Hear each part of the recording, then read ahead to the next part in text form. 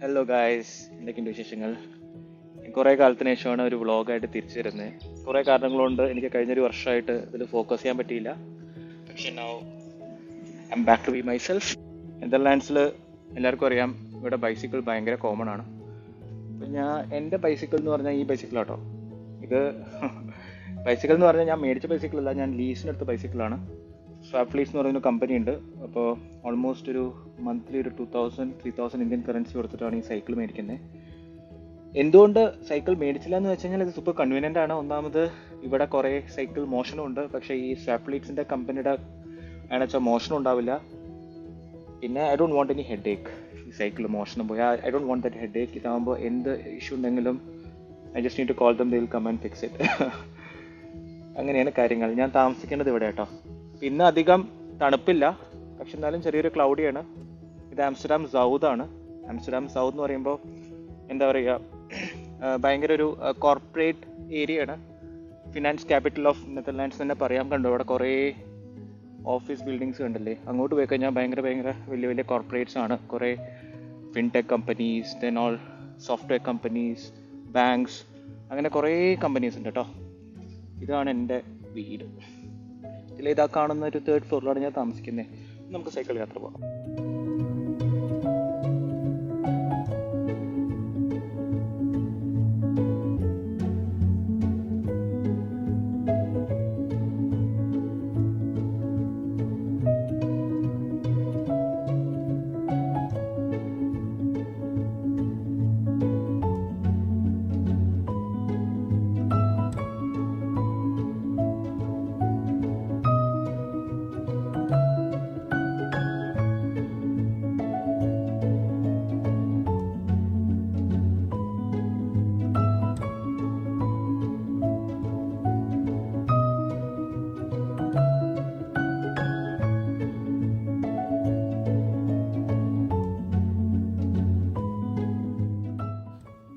ഈ നെതർലാൻഡ്സിൽ മാത്രമേ ഉള്ളൂ ഇത്രയും എക്സ്റ്റെൻസീവ് ബൈസിക്കിൾ ട്രാക്ക്.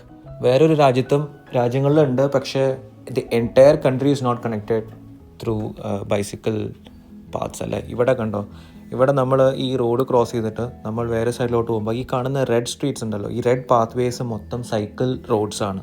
അത് വേറൊരു രാജ്യത്തും കംപ്ലീറ്റ്ലി ഒരു രാജ്യം മൊത്തം സൈക്കിൾ പാത്തായിട്ട് കണക്ട് ചെയ്ത് ഞങ്ങൾ ഇതുവരെ കണ്ടിട്ടില്ല. അപ്പോൾ ഇപ്പോൾ ഓഫീസിലോട്ട് പോകുകയാണെന്ന് വെച്ച് കഴിഞ്ഞാലും അതേപോലെ തന്നെ എവിടെ പോകുകയാണെന്ന് വെച്ചാലും, even if you going to a different city, നമ്മൾ എന്ത് ചെയ്യും, നമ്മൾ ഈ സൈക്കിൾ എടുത്തിട്ട് ട്രെയിനിലോട്ട് നമുക്ക് കൊണ്ടുപോകാം ഈ bicycle. Then we get down there and then we again start riding from there. അങ്ങനെയും ചെയ്യുന്ന ആൾക്കാരുണ്ട്. അപ്പോൾ cycle is one of the best or let's say the most commonly use mode of transport in Netherlands. ഇപ്പോൾ നമുക്ക് car ഉണ്ടെങ്കിലും we will still use bicycle.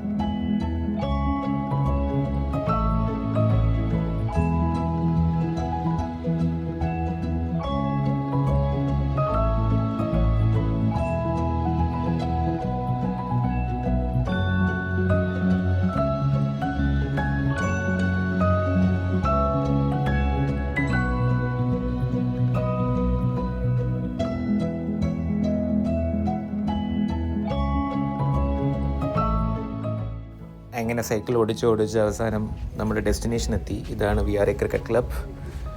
VRA cricket club എന്ന് പറയുന്നത് ഭയങ്കര ഒരു ഫേമസ് ക്രിക്കറ്റ് ക്ലബ് കേട്ടോ. ഇവിടെ ഇന്ത്യ വന്ന് കളിച്ചിട്ടുണ്ട്. ഈ ഗ്രൗണ്ടിൽ വന്നിട്ട് I think it was in 1996 or 97 India played against Netherlands here.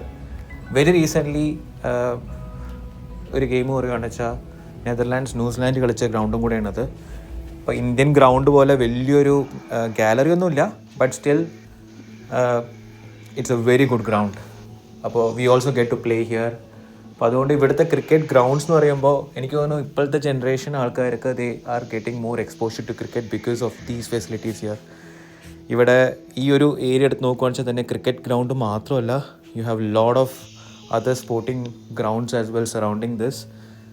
അപ്പോൾ എന്തുകൊണ്ട് നെതർലാൻഡ്സ് ഇത്രയും ചെറിയ കൺട്രി ആയിട്ട് they still won the Olympic gold medal in hockey. അതേപോലെ തന്നെ they defeated Pakistan in ICC tournament. They get qualified to cricket every time. This is A reason. They have good infrastructure. Okay, so until I meet you next time, see you. Ciao.